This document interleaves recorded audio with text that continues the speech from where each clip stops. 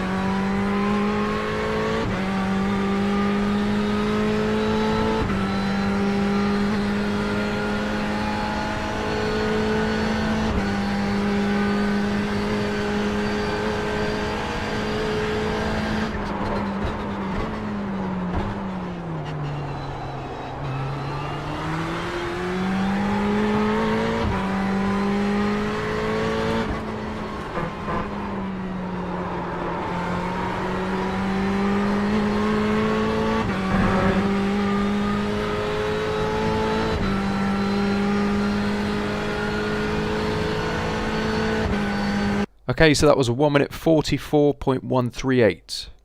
Starting as ever then from the list of data packs on the VRS website, we're going to choose the Ferrari IMSA data pack driven by Rens Broekman, and we're going to scroll down to week 11. This will load up the session details, where as ever you can download the lap files to compare yourself in the sim, the replay and the race setup. We're just going to click on Learn Track, which will load up the driving analyzer, and we can study Rens's lap. I'm just going to pause this and show you what we can see in addition to the iRacing replay. You've got a steering angle input trace through the duration of each sector, as well as the speed of the car, brake and throttle inputs, and live driving inputs as well. So just going to slow this down to half speed and mute it and play it through. So obviously approaching turn 1, you want to keep the car gradually moving to the left hand side so that when you start braking, which for Rens here is going to be just before the 3 marker here, traditionally Rens is quite a gentle braker, so you can see that obviously these cars don't have ABS as well, so you really can't afford to brake too hard, otherwise you risk locking up. So he's barely reaching 50% here under initial braking, and you want to keep the car over to the left hand side, don't turn in too soon. And if I just play it through a little bit more, so your reference could be this final arrow marker as your turn in point, and you can see that as Rens turns in, he bleeds off the brake but doesn't coast, so trail brakes all the way into the apex, which we'll see. And you can see that his trailing off the brakes coincides exactly with how he turns in. So down into second gear, don't need first, and picking up a fairly tight apex here just as the curb ends, and that's pretty much going to be when he applies the throttle as well. So quite aggressive initially on the throttle, but takes a long time, a lot of modulation. It's quite a long corner. Turn 1, the horseshoe, and takes a long time before he reaches full throttle because he doesn't want to run too wide through the exit. So you can sort of treat this like a double apex. You've got this second curb, which ideally you want to get close to through the exits to minimize the distance that you travel. and then open up this faster left-hander, which typically you'll find that most people brake too late into here. So you can see that Rens is braking before he's even reached this apex curb on the left here. He's just started to brake very gently just before he apexes and maintains that brake pressure, and he's also extremely delicate on the steering input as well. And you'll notice that he allows the car in between these two corners to run all the way to the edge of the circuit. Now, I understand that it's very easy to run too wide here and drop a wheel onto the grass, but you need to build yourself up to it gradually, because by opening this corner up, you give yourself much better positioning for this next left-hander of turn 3. So picking up at a fairly late apex here, and again on the throttle as he apexes, chooses to avoid the inside curb, which can unsettle the car, but I think you can get away with taking it if you have to. And then neat and tidy through the exit as well. There isn't really a braking reference for the next tight left-hander, left hook it's called, but you can pretty much time yourself just after you pass the curb on the exit here. So a short while after there you need to be on the brakes, and again you can see that Rens is very gentle on the brakes, doesn't want to lock up, and you pretty much need to start turning in shortly after braking as well. You want to keep a nice tight apex. Rens does actually get onto the curb at this time, picks up the throttle, and then through this next series of 2 right-handers, this is absolutely critical for getting a decent lap time, because you have the full throttle section through the snake up the hill, which can really cost you lap time if you do get a bad exit through the second right-hander. So you want to set yourself up by keeping the car fairly tight to the left-hander, so don't be too aggressive on the throttle. Position the car in the middle of the circuit before turning in for the right-hander, and you can run this curb. It shortens the distance. Again, very careful on the throttle if you run curbs, and then open the car up through the exit, and again you can see that Rens is just modulating the throttle very carefully, isn't over aggressive with it, and timing of the turn in for this second right-hander. Now this is absolutely critical. So the reference that I tend to use, and it's going to be the same for Rens as well, is basically when this curb on the left-hand side ends. Now you really want to run the car right up to the curb, not wider, because otherwise you'll drop wheels onto the grass as the curb suddenly ends. But yeah, that's basically your widest part of this corner. And then again, just playing with the throttle, just positioning the car, adding throttle if he's too tight, and lifting off the throttle if he's too wide. And of course running those curbs as well. And you can run this curb through the exit, so he's got a lot of car on there, as long as you have the steering nice and straight. And he's up to 3rd gear as well, he's reached full throttle, and he's pretty much going to be full throttle for quite some time now. So you just want to minimize the path, you want to take the path of least resistance through the snake, just clipping each of the curbs. I'll just speed it up because this is easily full throttle, assuming that your line is good. So make sure that you don't run too wide here.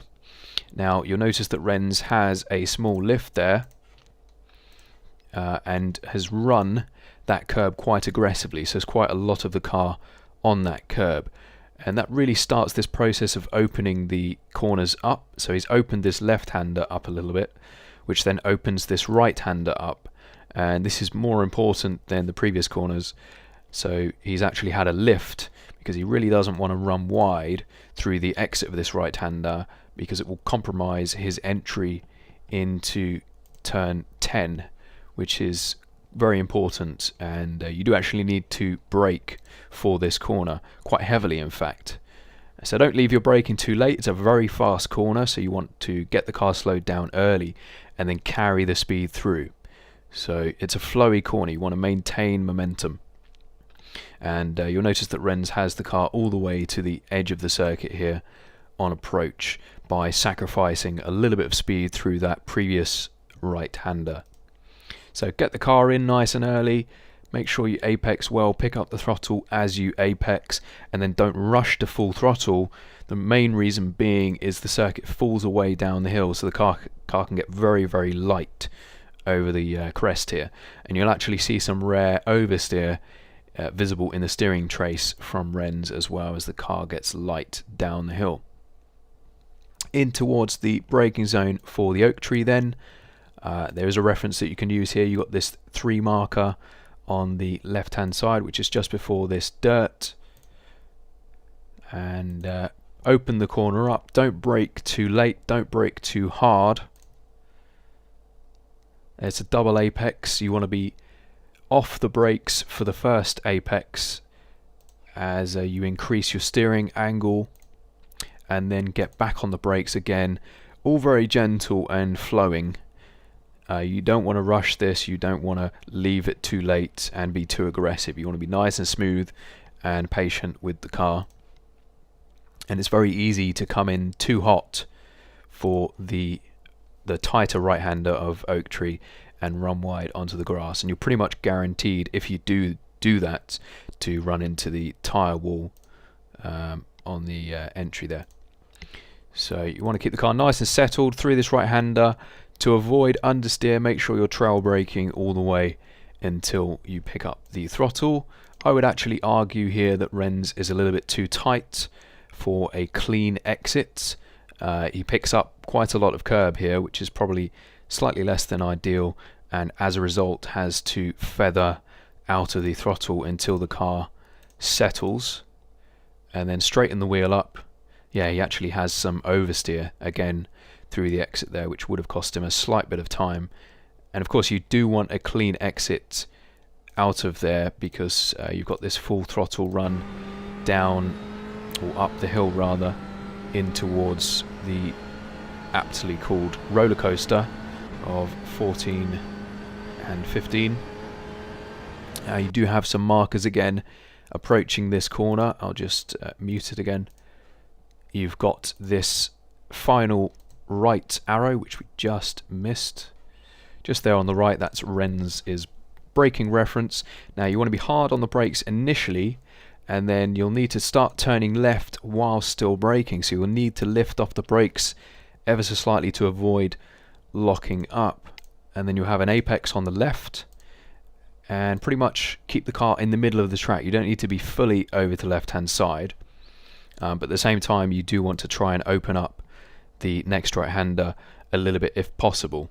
So again, we notice that Rens bleeds off the brakes as he turns in. It's very nice, and then you want to slow the car down enough at the apex here to hug the inside curb all the way round. So you don't want to exit too wide, and the reason for that is it leads into a fast left-hander down the hill, and you can pretty much take it almost flat out if you open it up nicely like Rens has done. But do be prepared to lift off the throttle if necessary, especially through the exit. As the circuit goes down the hill, the car has a tendency to go quite light.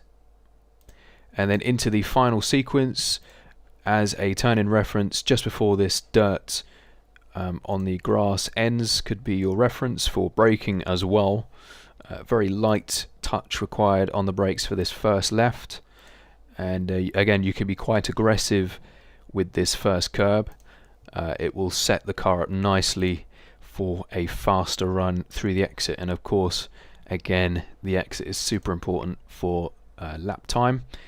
And just after he rode that first curb on the left, he was able to get back on the brakes again to slow the car down, which was necessary really to stop himself running wide. You want to keep the car nice and tight through this right-hander. It's very easy to run too wide and end up just sliding on the grass for ages.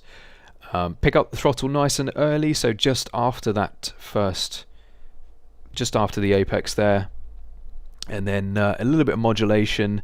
Just feel for the grip available, try and get onto full throttle as soon as you feel like you can make it through the rest of the corner without running wide basically, and try and carry as much speed as you can across the start-finish line to complete the lap. You can find all setups, replays and telemetry for your own use and analysis on virtualracingscore.com, where you can also book coaching including group classes with world champions from the likes of Coanda Simsport. Good luck for this week and feel free to post any questions or comments below. Thanks for watching.